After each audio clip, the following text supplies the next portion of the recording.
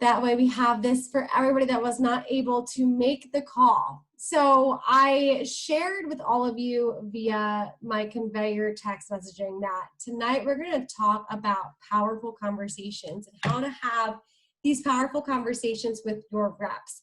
And where this was inspired was through a few different conversations I've had via coaching calls with some reps.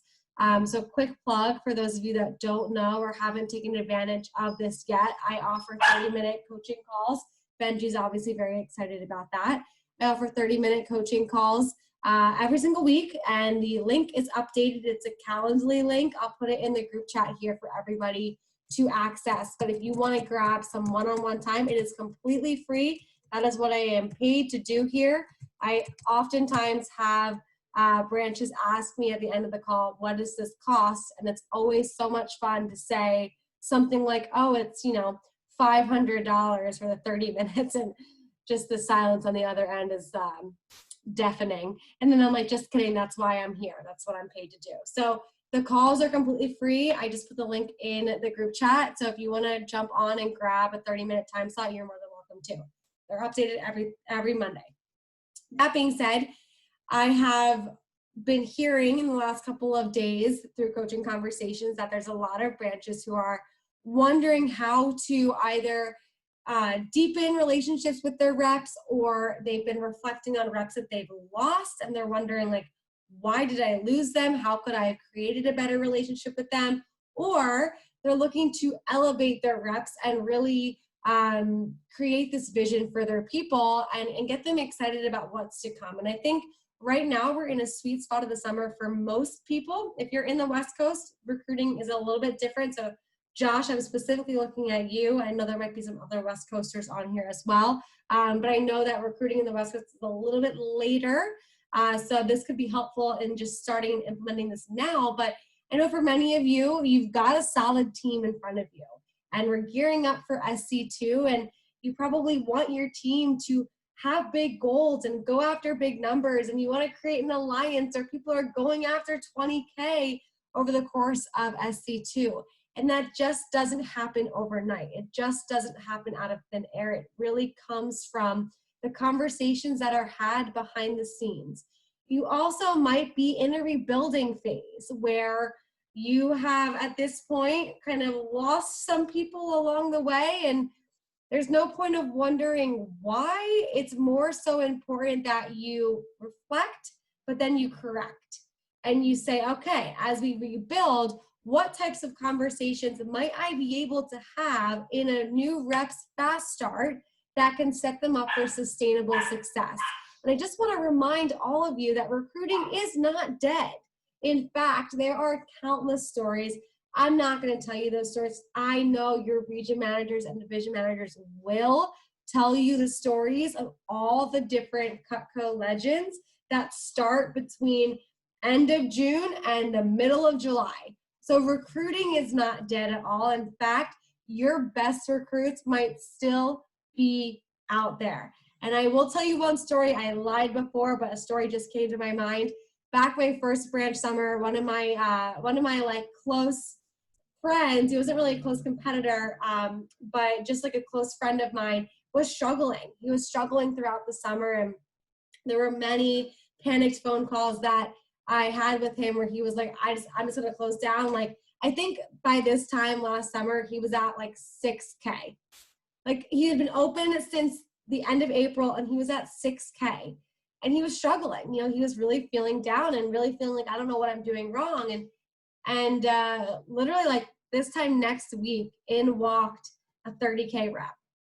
And that was really exciting for him to find that rep. And from that rep, he was able to rebuild. And I think he finished out like a 50 or 60K summer. So, it wasn't the summer he wanted, but it did turn around very quickly and very rapidly just in the next couple of weeks. So if you're in either the boat of, I've got a team, I want them to go big for SC2, I want to have these great conversations with them, or you're in this rebuilding phase of like, I got to start fresh, I got to start new, I want to create a really good relationship with my people from the start, this is the call for you. So we're going to be talking about powerful conversations, and I'm honestly so happy this is a smaller group because I've got a lot of questions.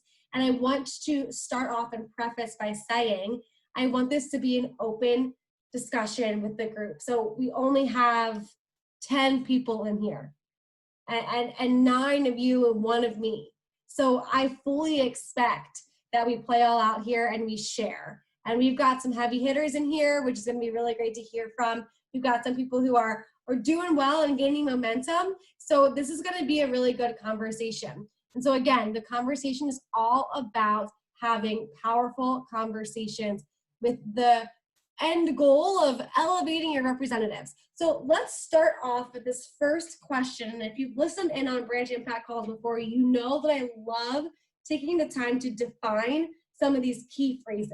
So I'm curious, when you hear the phrase powerful conversation, what is your definition? And I am not afraid to volunteer, as in call out people, but I would love to see some hands raised, some jazz hands here. We'll call on you. What is your definition of a powerful conversation? Joshua. I think of a powerful conversation as be one that has a good impact, either on any of the participants, by the way. Sometimes it's me and the reps both, and I suppose me and the DVM both, or me and you both, right?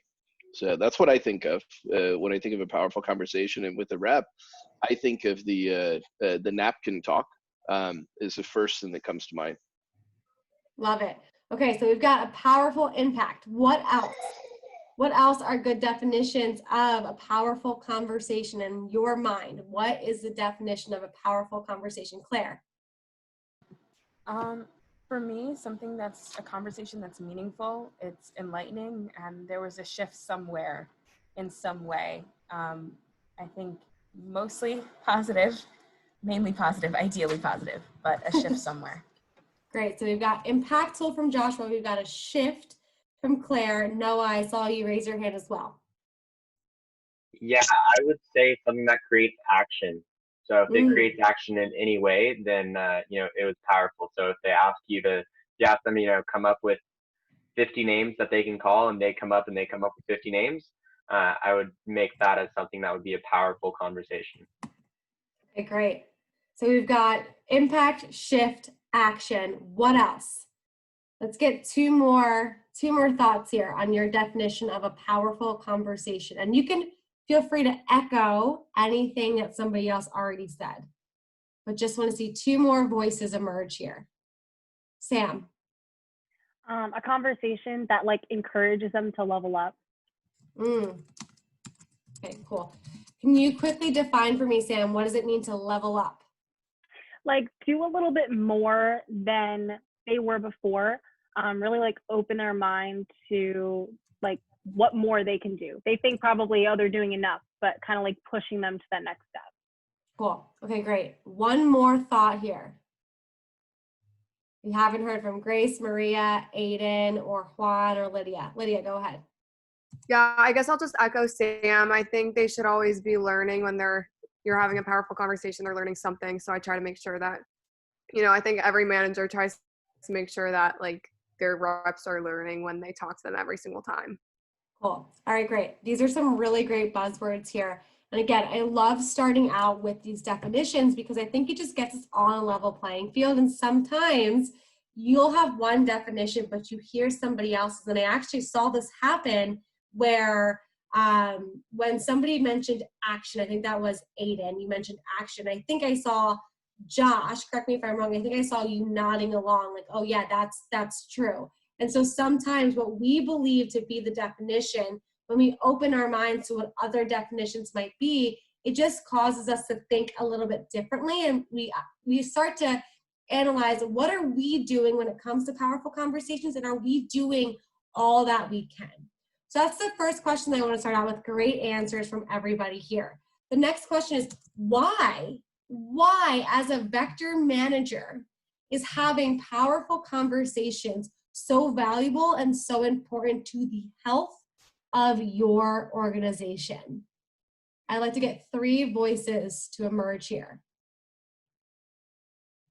Aiden.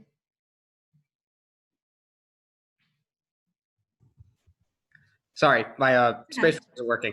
I would say it helps them trust you more, and it would, like if you have those powerful conversations with you, they'll trust what you're saying more, and it'll just help them like go out and like do what you're asking them to do and do what you're trying to inspire them to do.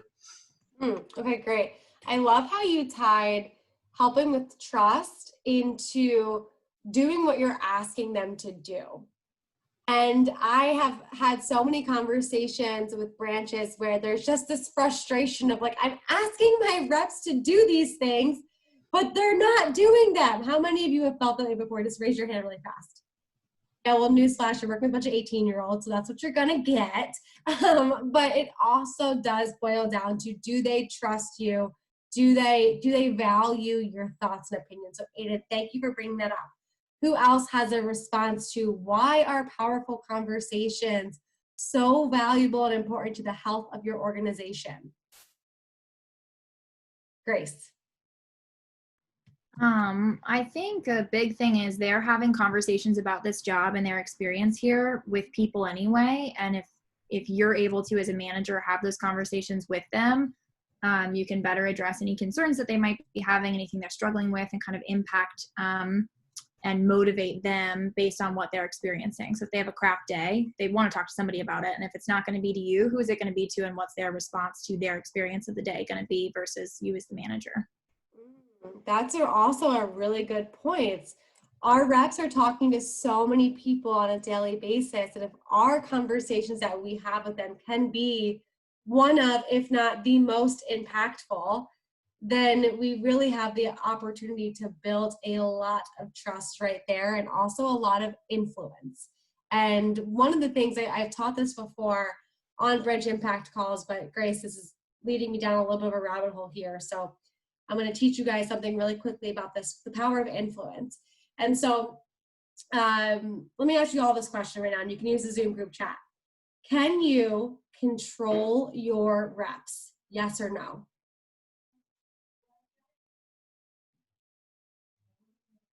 Okay, we got a no from Josh. We got a yes from Grace. We got a no from Lydia. I see Grace is like I don't know, is it a yes, is it a no? We got lots of no's. Okay, so the answer is no. You can't, because you can't control anybody that's not, you just can't control a human being other than your own self, right?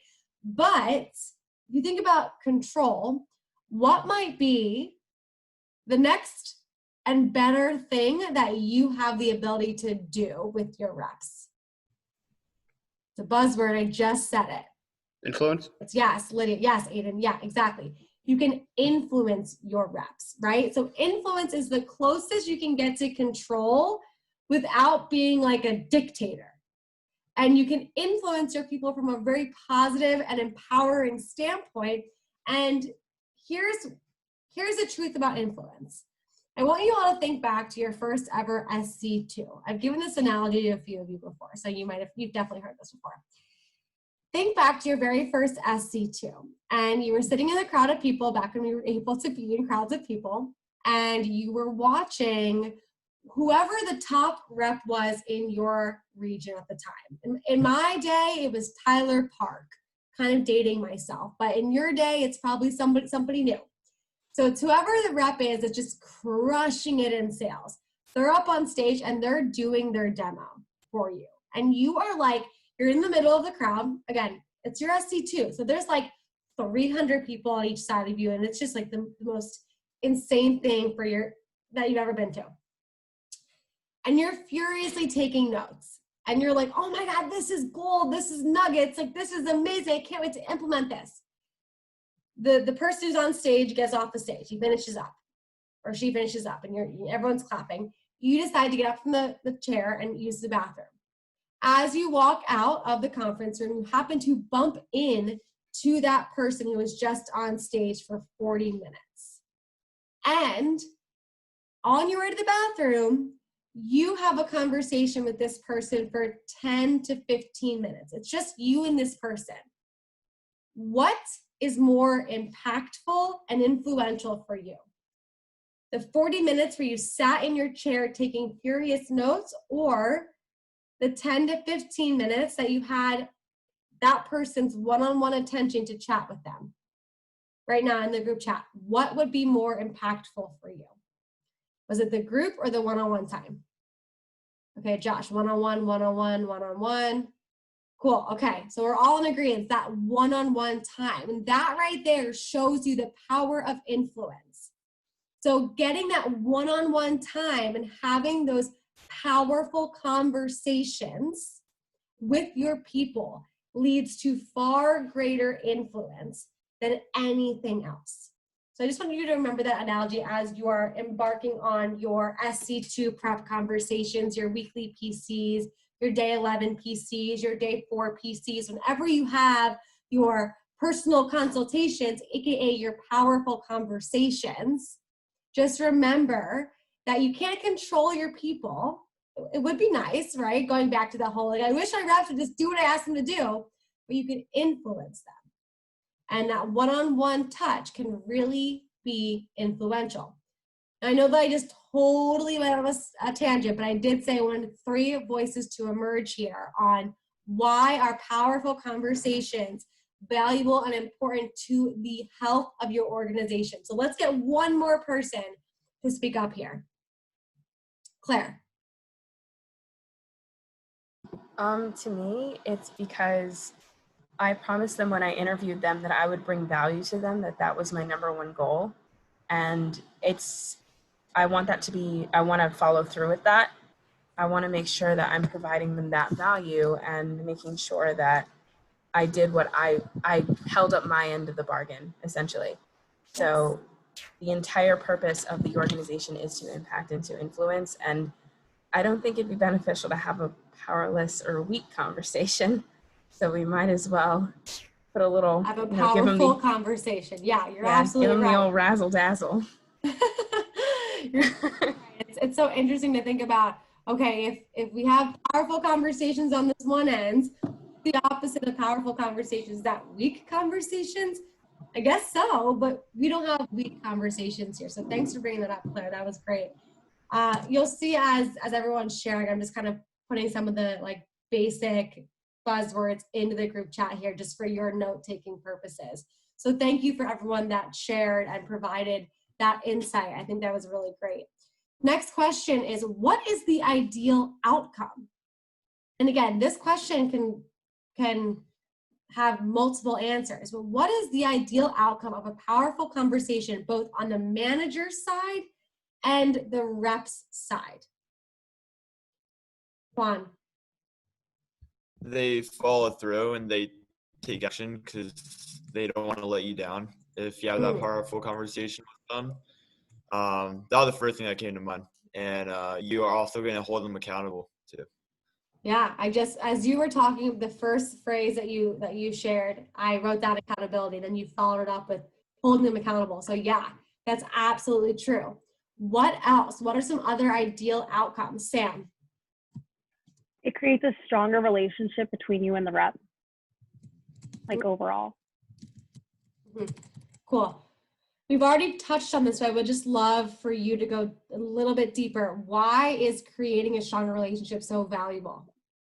So it's definitely valuable just because you can add more value as you go. Obviously, like there's so much to cover in this company. Like sometimes I get so excited and I just want to throw everything at them. But like as you start like getting that relationship, you can start like doing little by little things and like implementing more things into their life that doesn't seem like overwhelming for them. But they see it as like exciting to learn new things, and it's like adding value not only to their professional life, but their personal life too.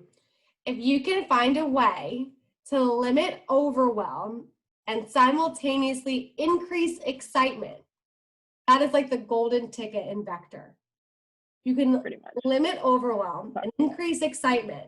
Your people will stick around for years, right? If you think about a lot of the reasons why people leave us, I mean, oftentimes it's smoke screen objections. We've heard it all before, but it does sometimes come down to it's just all too much.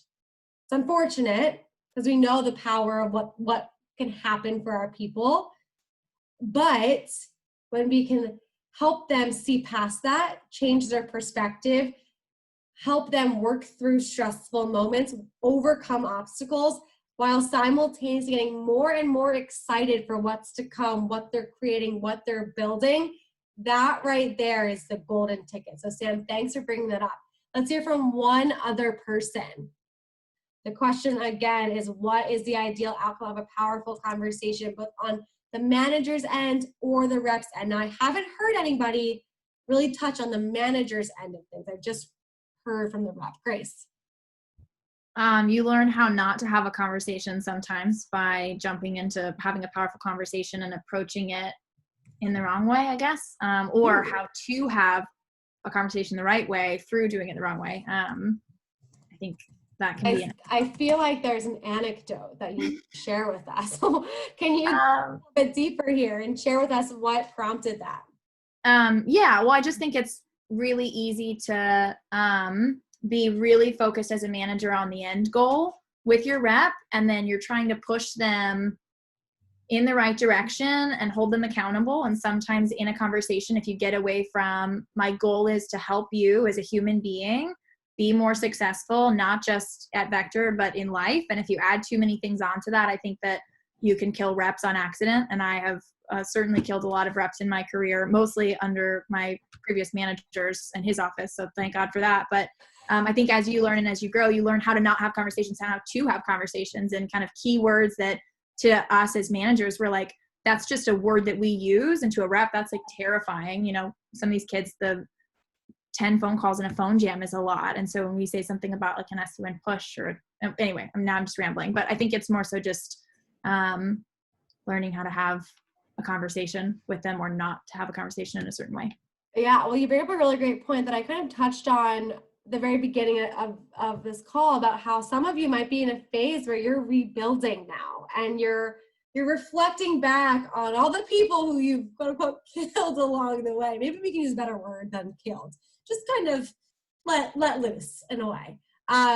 All the people that you've let loose along the way, you might be reflecting on some of those conversations and asking yourself, what could I have done better? How could I have handled that better? What might I have said earlier on that might have limited the impact of said obstacle that took them out of the game? And I'm going to say that again because we're going to touch on this a little bit later. But you might be reflecting on previous reps that have let loose, have gone away, and be asking yourself, what might I have said or what conversation might I have had earlier on that limited the impact of said obstacle that ultimately took them out of the game? Because how frustrating is it when you have a rep who comes to you and says, yeah, you know, like this job just really isn't for me. Like I just want a job where I can like sit on the lifeguard stand for 8 hours a day. I'm cool with making $12 an hour, minimum wage, depending on what state you live in, and just chilling. Like that to me sounds really great right about now. You might have had a situation like that before where you want to shake the rep and be like, dude, I could teach you how to make the same amount that you'd make all week in one freaking day, yet you just don't want to work hard enough. Now, you can't necessarily say that to them, but what if you were able to have a powerful conversation earlier on that would eliminate the need to ever take them by the shoulders and shake them and be like, why don't you understand this? You guys feeling me on this? Have you been there before? Have you felt this before? So that's where we're leading tonight, is talking about how can we have either these powerful conversations with the people who are currently on our team as we set them up for success going into SC2, because we know it's easy to have these big goals for SC2 without ever considering reality. It's so easy on day 0 of SC2 to say, yeah, I'm going to go for a 20K push. But when day 4 happens and you've sold $67, I don't even know if you can sell $67 with the Cutco price list anymore. I know for me, it was like a trimmer back in the day. If you sold one trimmer by day 4, and that 20K looks impossible, have you set your people up for success with the conversations you've had prior, where the obstacles don't take them out of the game? Or the new people that you're bringing onto your team, are you having the right conversations where they can't come to you and be like, yeah, you know, like, I'm just tired of my parents on my butt about this position. Or, yeah, you know, like, I would really just much rather have a minimum wage job where I work 8 hours a day and do nothing and just twiddle my thumbs, right? So that's where we're going. That's where we're going. All right. Before we go there, we got to talk about what are some of the key ingredients to a powerful conversation, because we've so far defined it. We've talked about why it's important, why it's valuable. We talked about the outcome, but really what makes up a powerful conversation. Now, I'm not suggesting that there's a science to it, because I think it is important to feel your way through it in some circumstances. But there are some components to a powerful conversation that just pack the punch, in the sense that just add that extra level of powerfulness. I was about to say powerfulability, and I was like, that is not a word. All right, so what are some key ingredients? Would love to hear from, I know we haven't really heard from Maria, so not to put you on the spot, Maria, but I would love to hear from you at some point during this question. But let's see, what are some ingredients of a powerful conversation? Let's see some jazz hands. Who wants to give it a try? Aiden. I would say honesty. Yeah, definitely. Okay, cool. Definitely honesty. Noah, what do you think? I think having a purpose going into it. Cool. Purpose, objective. Love it. Claire, you raised your hand as well. I was gonna say purpose, but cool. I guess That's fine. You don't have to. intentions. You can just echo him. It's fine if you want to. Maria. Coming in with some sort of understanding to what they're going through. Okay, cool. Empathy. I love it. Joshua. I think of a connection, having a personal connection with the person. Cool. Okay, I love it. Lydia. I would say 2 things. I think intentionality is one, just being intentional about like the conversation that you are having, the topic that you're bringing up, and then making sure that I don't know, it's not really like an ingredient, it's not like an active, but it's like being sure you're at your best energy, because you can't pour into your people your best if you're not at your best. Yeah, definitely. Okay, cool. Let's get 1 or 2 more. Joshua. As going kind of off what Noah said and Lydia said, but having a plan. I think kind of purpose and yeah. Yeah. Well, I think it's important to distinguish between a purpose and a plan. So purpose is almost like the objective. It's the work prior of like, okay, what do we want to create from this call? And then the plan is like the actual purpose coming to life via an action plan or goal plan or something along those lines. Yes, you wanted to? Yeah, it makes me think of having a kind of a to-do list. These are the 3 things I want to talk about on a phone call with the rep to make it more powerful. That's kind of, yeah. Cool. I love it. Okay, great. Grace, you raise your hand as well? Yeah, I think bringing a level of just kind of like excitement to any I mean, it depends on the conversation if it calls for it, but I think being excited and being, that may have been what Lydia was talking about, but just like high energy, like having a conversation that you're excited in. Yeah. And I think it's important also to recognize that high energy looks different for everybody. For some people, high energy is like bouncing off the walls and just like so much forward, and it works. For others, it's like this reserved and powerful energy that just kind of sits back, but you commandeer the space. But either way, that level of excitement, just passion for what's happening during this conversation is powerful. Any other thoughts? So far, we have honesty, purpose, objective, empathy, connection, intentionality, bringing your best energy, having a plan, having a to-do list, and a level of excitement. Anything else that we might be missing? I think the last thing I was thinking of was being approachable, or like, I don't know, open-minded, or I know approachability, I guess, is the word I want to use, but making sure that like they know you have an open door policy and stuff like that, because even if it's a hard conversation, you don't want to have it. It's not going to make you happy if it's going to make them happy. Like I had a 10K fast starter quit, and it's just like, it's not what I wanted to hear, but it was what she wanted, and it was just making sure that I was being open-minded as I could be. Yeah. So that actually really brings up a good point, Lydia. And I had a conversation today with the branch. He's doing really well. He's top 10 in the nation. And he was sharing how some of his reps have recently kind of gone AWOL in the last 5 days. And he's been really confused as to why. And finally, some of them started to respond and answer. And their responses were like, yeah, dude, I just needed to take some time off. But like, I didn't want to disappoint you. So like, I just didn't know how to tell you that I needed to take time off. So I just ghosted you. Like, I'm really sorry, but like, I just didn't want to disappoint you. And I think that's kind of the last thing that you want a rep to say to you. It's one thing to have your rep respect you and look up to you and want to give their best to your team. It's another thing to have a rep be scared to be vulnerable or open or be honest with you. And so finding a way to create that approachability, not just in the one-on-one conversations, but also in the group conversation. So I'd encourage you to ask yourself, hey, when is the last time I actually let my team know, hey guys, I never want you to think that I'm going to be disappointed in your results. Because at the end of the day, what I care most about is the actions that you're taking.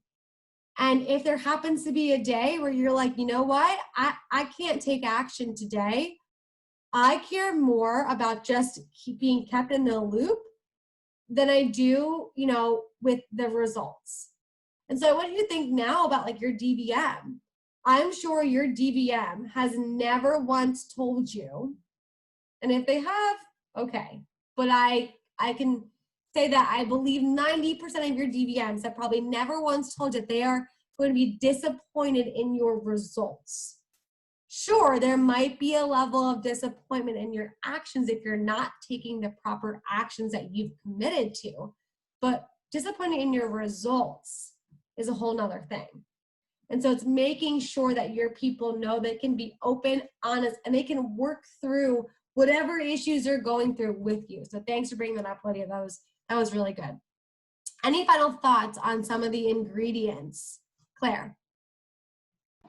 I thought authenticity would be one. Yeah, I love that. Authenticity, absolutely. Benji agrees. I don't know if you guys heard him in the background, but he definitely agrees with that one. All right, I wrote down some additional key ingredients prior to this call. So the first one I wrote down was assurance or reassurance. So oftentimes your people just need some assurance that they're here for a reason. Benji agrees with that one too. So assurance, or in some cases, reassurance, just reminding your people that, hey, listen, you're going through this for a reason. And give me 1 second. Benji. Oh. Sorry, buddy. Oh, man. Sorry, guys. My door to my office was closed and he needed to get out. So as I was saying, assurance and reassurance. So sometimes your people just need to be reminded that they're here for a reason and that what they're doing right now is going to greatly impact the next 3 months, the next 12 months, the next 3 years, the next 5 years. And that assurance and reassurance can really go a long way. Another key ingredient, permission. Oftentimes, this is an overlooked ingredient. Asking permission of your people to be honest with them. If we've ever had a one-on-one coaching call, there's a chance that I have asked you, hey, do I have your permission to be totally honest with you? And the reason being is because it just opens the door for more authenticity, more vulnerability, and more connection. So make sure you ask for permission. I also wrote down honesty and truth. So I love that was brought up. I wrote down setting the rep up for success, which kind of goes along the lines of purpose, objective, intentionality. So it's this idea that like the overall purpose of any powerful conversation is to set your rep up for success, whether it's success financially, success with demos, success with mindset, success with conversations with, their outside circle of vector disapprovals, or whatever it might be. Set themselves up for success with schedules, but the ultimate goal of any powerful conversation is that your rep feels like they are being taken care of and that they are being elevated through what you're sharing with them. I also wrote down painting the vision. Sometimes, if not more times than not, a rep can't quite see what you see for them. And I'm sure many of you have had experiences, even possibly when you're making the decision to go branch, where your DM or DVM had to step in and paint the vision. Now, whether or not that vision is coming true, it doesn't matter. What matters is that you're taking the actions today, which ultimately will set you up for success in the future. And this quote comes from Nick Henkel, who's a DM in Steel City in the Midwest region. And I freaking love this quote. The things you're doing now are setting yourself up for the person you will be in 3 to 5 years from now. And it doesn't matter the CPO. Because I promise you, in 5 years, wherever you are, and even if you're in vector still, wherever you are, the CPO won't mean anything. Instead, it'll be a really powerful, impactful story that you share when somebody asks you, how the heck did you get to this point in your life? Like, how are you so good at this? Or how did you get promoted so quickly? Or how are you such a powerful DVM?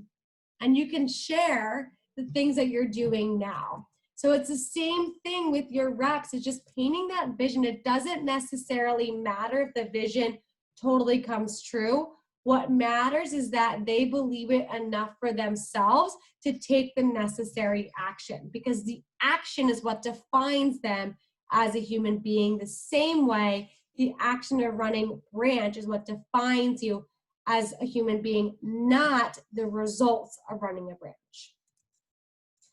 Another key ingredient is identifying potential obstacles. I did not hear anybody share this, but I've mentioned this already a couple of times. Your role as a manager is to help your people not only paint the vision, but also understand reality, in the sense that it's so easy to think everything is going to work out. And I want you all right now to think back to when you were creating your business plan for branch. You might have thought, yeah, of course I'm going to have a 300K branch. Do you know who I am? Nothing's going to go wrong. No one's going to quit on me. Everything's going to be perfect. And so often when we're in goal setting mode or we're in vision casting mode, we just think of all of the things that will work in our favor. And that's great and it's fun, but is it reality? No. And so your job as a manager is not to stifle the vision, not to stifle the goals, but it is to help them understand that there will be obstacles along the way. And these obstacles are designed to build them up, not tear them down. And so a key ingredient of a powerful conversation is helping your people identify what obstacles might exist for them. And it's different for everybody. And then, and this was already mentioned in some other aspects of the questions I've asked, but it's accountability. It's wrapping your conversation up with a, hey, do I have your permission to hold you accountable to what we just talked about today? Because as somebody mentioned about, the impact of powerful conversations, it is to create action. Now that action might not look like generating CPO right away, but it is action in some extent. And so holding people accountable to taking those steps, to doing the things that you talked about, to living into the person that you want them to become, or at least that they know they can become, there needs a level of accountability.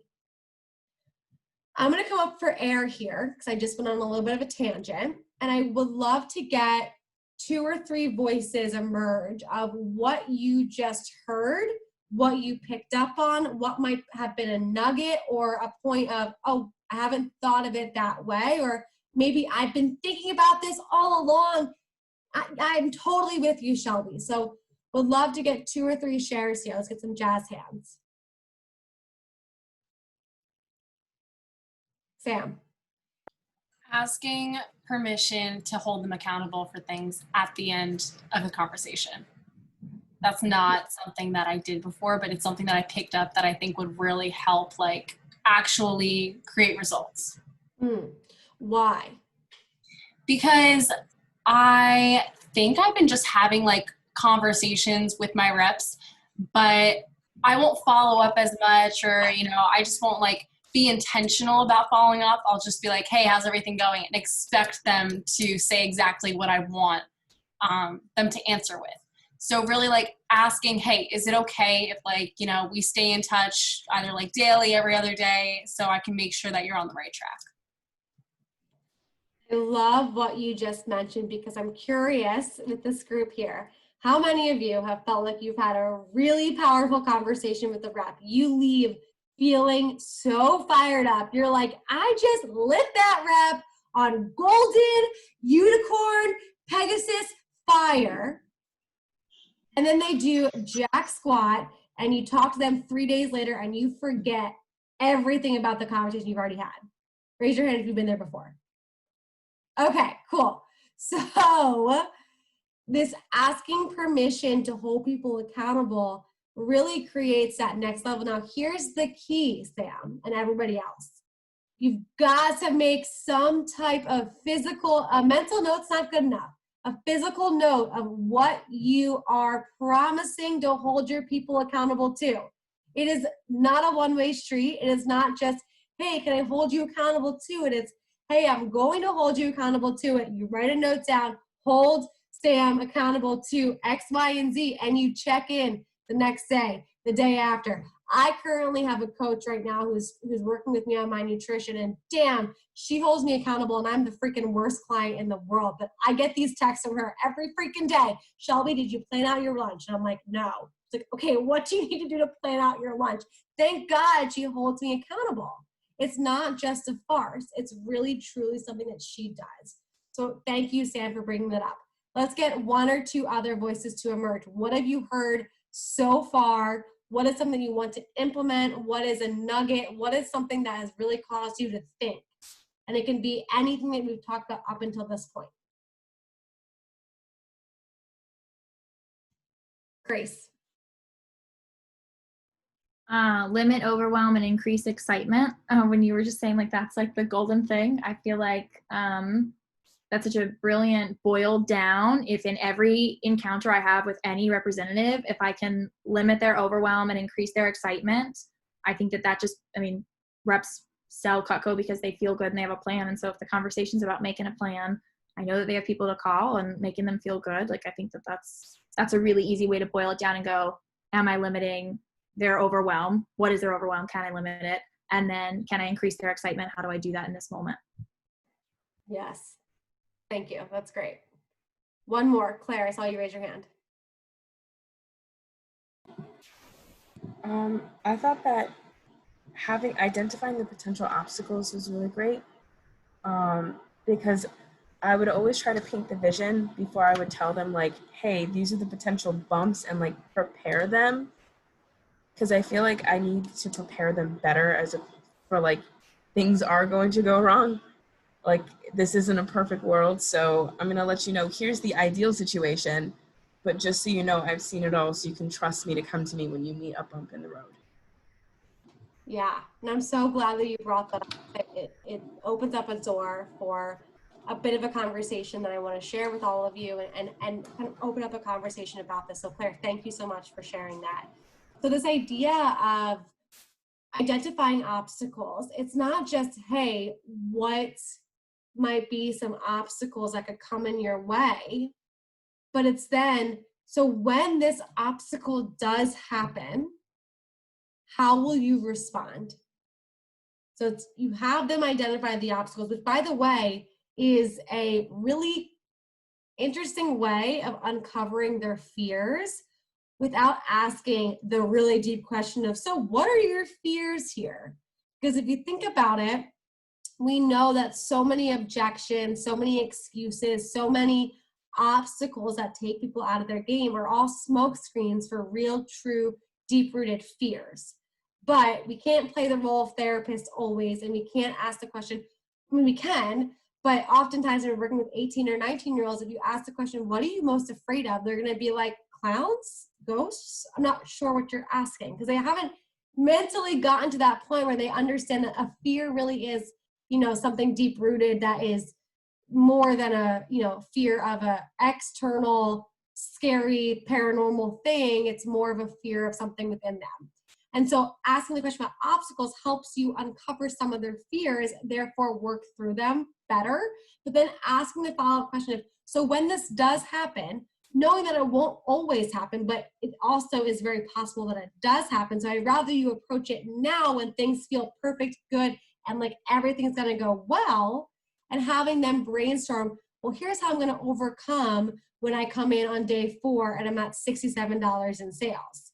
I'm gonna hit the phones, I'm gonna do a phone gym of 400 calls, which if you find anyone that commits to that, you just let me know and I will do something very special for them. But either way, you have them think through, here's how I'm going to handle this. And then you say, okay, great. How do you want me to hold you accountable to that? That right there puts the perfect bow on top of a powerful conversation regarding painting vision.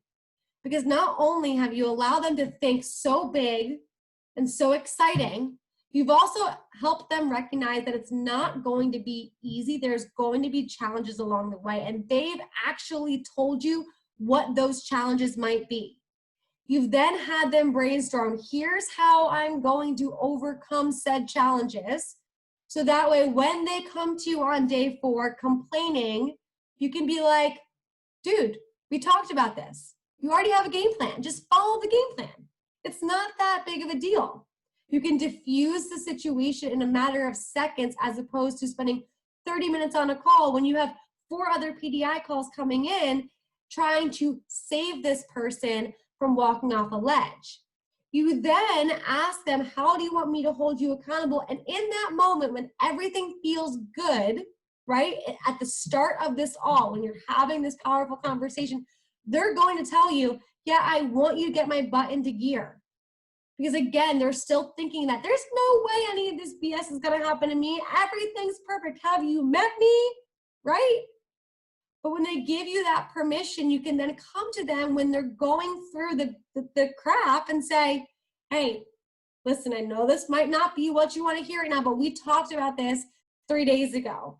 And this is me coming to you and doing what you asked me to do. So this is me holding you accountable. And do you see what a different dynamic that creates for your people? Yes? No? Questions? All right, can somebody share with me 1 or 2 takeaways from what I just shared? Sam? It's pretty much like solving the problem before it even happens, so that when it does, it's really easy. It's handling the objection before it comes up. I've heard of that before. Heard of that before. Josh?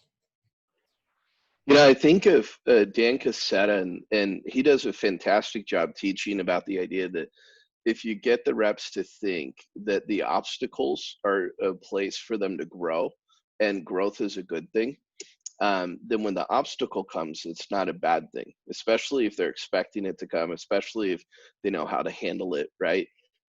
It's the rep that comes up to you afterwards and goes, you know, my dad said the same thing to me your dad said, and it was just, I didn't think it would happen, but it did.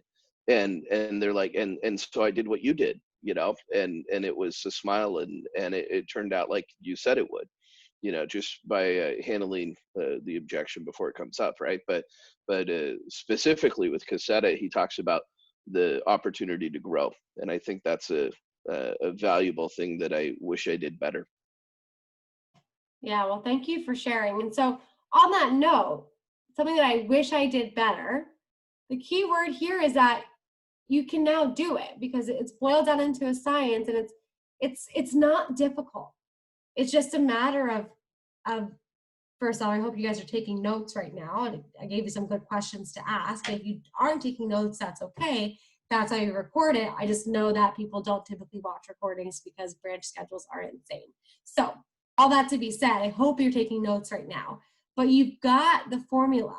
It's not difficult. It's just a matter of remembering to do it. And then sometimes swallowing the fear that you have yourself that you're going to screw it up, because you won't.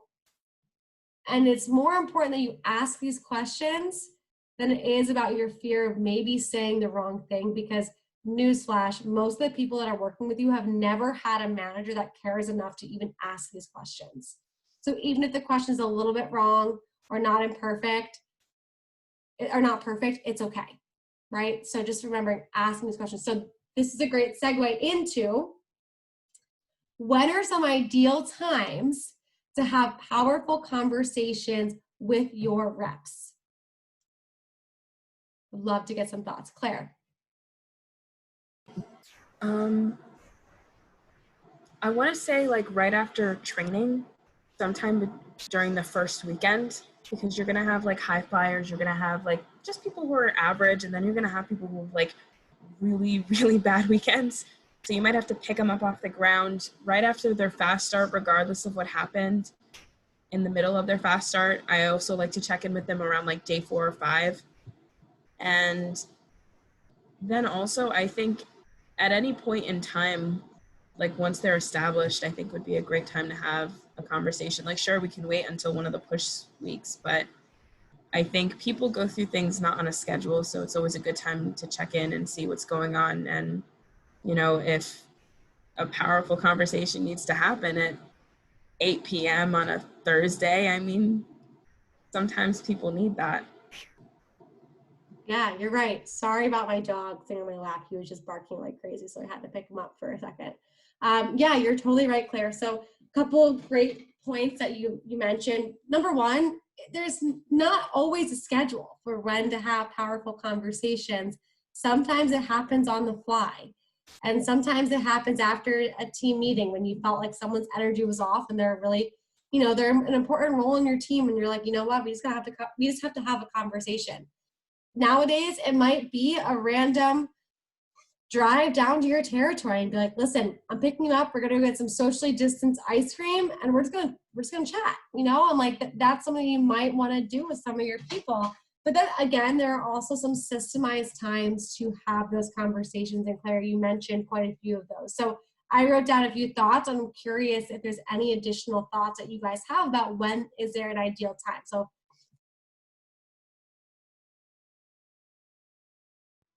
you're muted.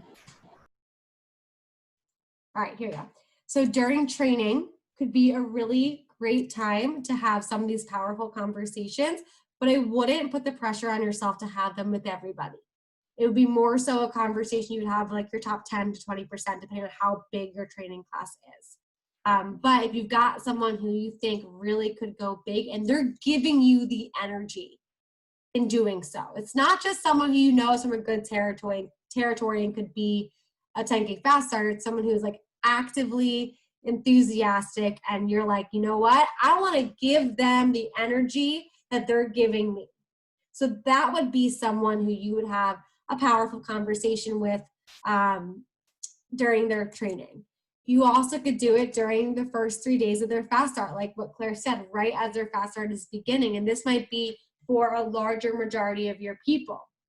There are often times when they don't have, the powerful conversations don't have to be 30 to 45 minutes long. They can be 10-minute powerful conversations. It's just a matter of staying on objective and staying on purpose. So just considering that it doesn't have to be this drawn out thing. it can be really quick if you've got a big training class. Also, I would say day 11 is a great day to have a very powerful conversation with your people. And this is probably the most important time to have a powerful conversation with somebody, because if they've gotten this far, they're at least considering commitment to this company, to this team, to their role. But there are still challenges ahead of them. There are still obstacles. There are still, things that can come up and take them out of the game. So having that action planning conversation with them, like, hey man, let's create a sustainable schedule where you're earning at least this amount per week. And then let's talk about what some of those obstacles might be that could come up for you. And hey, listen, is there anything that I should know about like your ideal plans for the summer? Like, maybe we live on a lake and you want to go out boating with your buddies every Thursday afternoon, like Thirsty Thursday at 4 p.m. and you just never want to work past 4 p.m. Tell me that now. So that way I know that by 4 p.m., Joshua is off the clock and I will never, ever, ever expect you to do a demo after 4 p.m., right? So having those types of conversations on day 11 to really get an understanding for what work people want. And think about my husband, Rob, who's, he was a DM and now he's a really successful CSP. But back when he was a rep, he told his managers, like, listen, I don't want to wear professional clothing to demos. He's like, I don't, and I also don't want to work on weekends, and I also don't want to work past 5 p.m. He's like, but I'm here for you from 8 to 5, and I will bust my butt from 8 to 5. But I don't want to work past 5. I'll be at the team meeting, but I don't want to work past 5, and I don't want to wear professional clothing. I want to wear board shorts, a t-shirt, and then I want to hit the beach afterwards. And he was upfront with his manager because his manager asked the good questions to get that out of Rob. That his manager was able to manage him around those things that were important to Rob, therefore not driving him away, therefore keeping him around long enough to meet me, therefore giving me my husband, right? See how that all works full circle? Crazy.